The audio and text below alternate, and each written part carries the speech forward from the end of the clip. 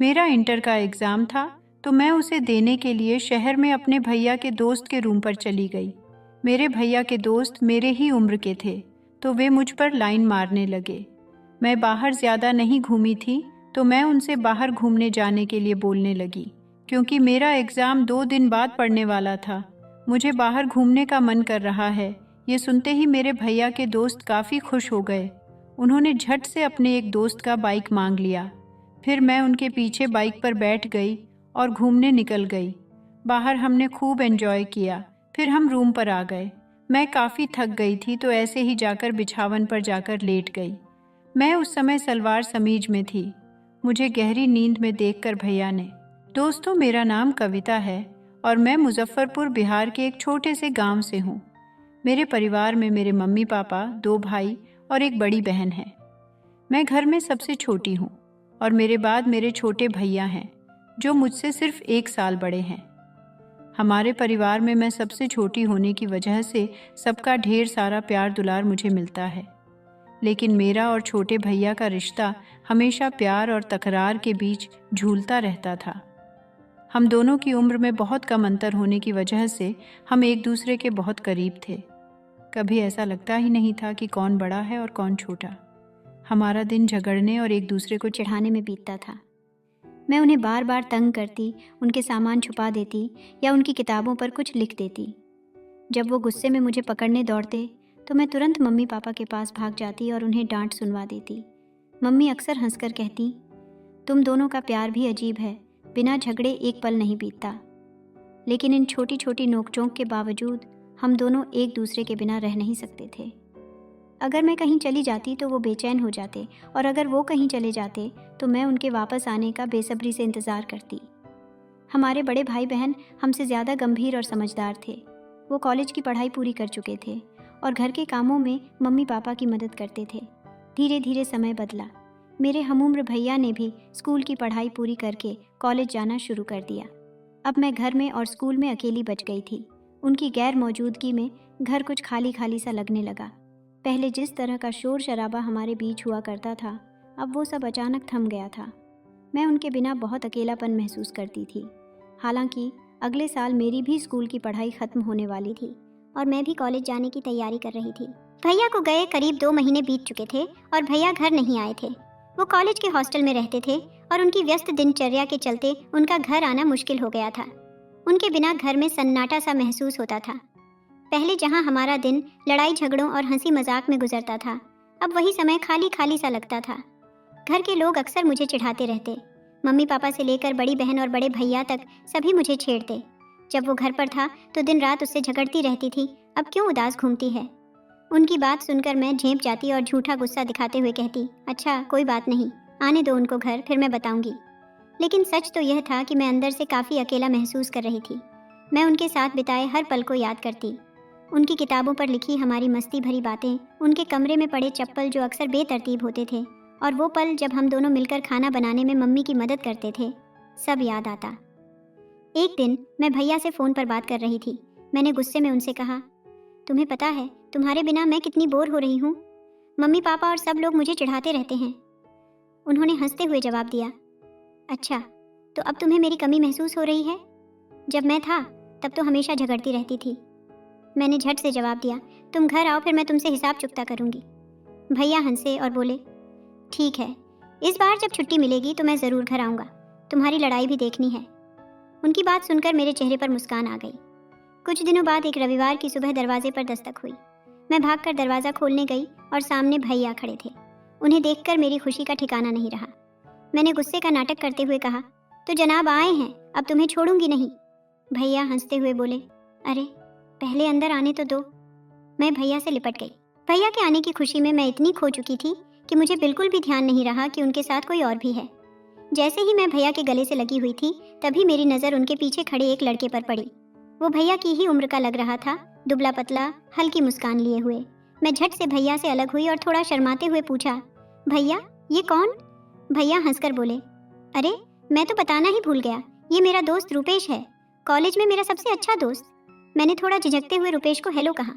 उन्होंने भी मुस्कान के साथ जवाब दिया, लेकिन मैं तुरंत वहाँ से खिसक गई और भैया का बैग उठाकर अंदर ले जाने लगी। रुपेश ने मम्मी पापा और घर के बाकी लोगों के पैर छुए। उनकी सादगी देखकर मम्मी पापा बेहद खुश हुए। मम्मी ने प्यार से कहा, आओ बेटा, अंदर आओ। इसने बताया नहीं था कि कोई दोस्त भी साथ आ रहा है, नहीं तो हम और तैयारी करते। रुपेश ने झिझकते हुए कहा, अरे आंटी, कोई ज़रूरत नहीं थी, बस भैया ने कहा कि घर चलना है तो मैं चला आया।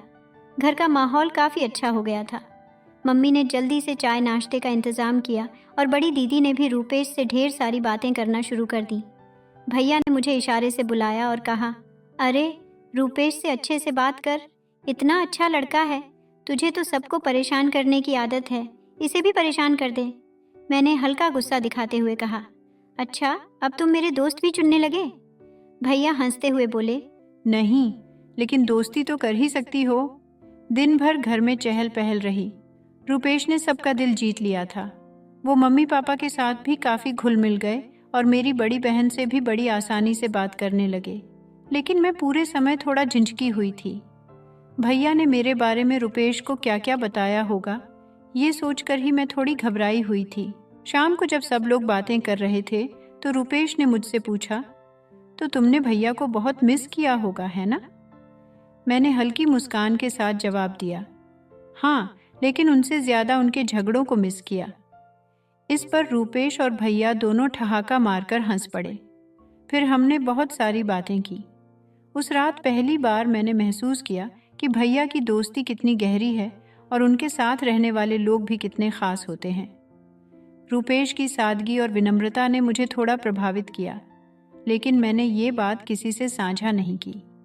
घर में 2 दिन और मेहमान थे और मुझे इस समय का इंतज़ार था कि आगे क्या होगा। रुपेश के साथ के उन 2 दिनों ने मेरी ज़िंदगी में एक अलग रंग भर दिया था। उनकी सादगी, विनम्रता और मृदुभाषी स्वभाव ने मुझे कहीं न कहीं प्रभावित करना शुरू कर दिया था। लेकिन मैं इसे बस एक मेहमान की अच्छी छवि मानकर नज़रअंदाज कर रही थी। जब भी रुपेश घर के कामों में मदद करते, मम्मी पापा उनकी तारीफ करते नहीं थकते। वो कभी मम्मी के साथ किचन में हाथ बंटाने लगते, तो कभी पापा के साथ उनके पुराने किस्सों में खो जाते। पर मेरे लिए सबसे ख़ास वो पल थे जब वो मुझसे बात करते। उनके बात करने का तरीका बहुत सरल और गहरा था, जैसे वो हर बात को समझते हों। उनकी मुस्कान और उनकी आंखों की गर्मजोशी मेरे दिल में हलचल मचा रही थी, पर मैं इसे नज़रअंदाज कर रही थी। जब भी भैया से उनकी दोस्ती के बारे में पूछती, भैया उन्हें सबसे भरोसेमंद दोस्त बताते थे। एक दिन शाम के वक्त सभी लोग छत पर थे। मम्मी पापा और भैया आपस में बातें कर रहे थे और मैं एक किनारे बैठी किताब पढ़ने का नाटक कर रही थी। तभी रुपेश मेरे पास आए और बोले, इतना पढ़ाई में डूबी रहती हो, क्या कभी खुद के लिए समय निकालती हो? मैंने हंसते हुए जवाब दिया, इतना खास क्या है मेरे लिए? उन्होंने हल्के से मुस्कुराते हुए कहा, शायद अब तक नहीं था, लेकिन अब हो सकता है। उनके इस जवाब ने मुझे सोचने पर मजबूर कर दिया। उनके शब्दों में एक ईमानदारी थी जो मुझे अनजान एहसासों की ओर खींच रही थी।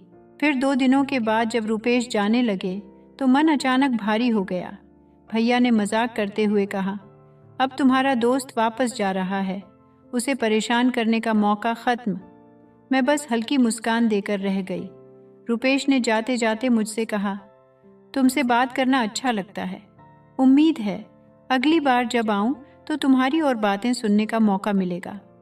उनके जाने के बाद मैं लगातार उनके बारे में सोचती रही। उनकी मुस्कान, उनकी बातें और उनका स्वभाव सब मेरे दिल में बसने लगे थे। फिर उनके जाने के कुछ हफ्तों बाद भैया का फ़ोन आया। उन्होंने मुझसे कहा, रुपेश तुमसे बात करना चाहता है। मेरा दिल अचानक तेज़ धड़कने लगा। फ़ोन पर रुपेश ने हल्के अंदाज में पूछा, कैसी हो? मैंने झिझकते हुए कहा, ठीक हूँ। उसने बताया कि वो मुझे याद कर रहा था और मुझसे बात करना चाहता था। उस पल मुझे एहसास हुआ कि मेरे दिल में भी उसके लिए कुछ खास है। फिर धीरे धीरे हमारी बातें बढ़ने लगीं।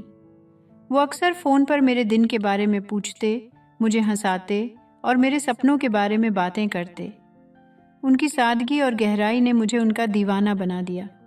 फिर एक दिन उन्होंने सीधे शब्दों में कहा, कविता, मैं तुम्हारे बारे में सोचता हूँ और तुम्हारे साथ वक्त बिताना चाहता हूँ। क्या तुम भी ऐसा ही महसूस करती हो? मैंने झिझकते हुए कहा, शायद हाँ। उस पल हम दोनों के बीच खामोशी थी, लेकिन इस खामोशी में वो सच्चाई थी जो शब्दों से परे थी। फिर हमारा रिश्ता धीरे धीरे गहराता गया।